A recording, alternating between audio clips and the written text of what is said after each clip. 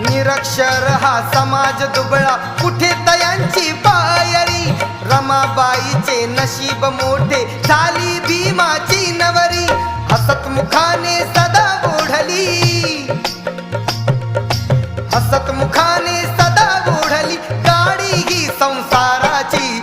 रमाई झाली स्फूर्ती ज्योती भीमराव आंबेडकरांची. रमाई झाली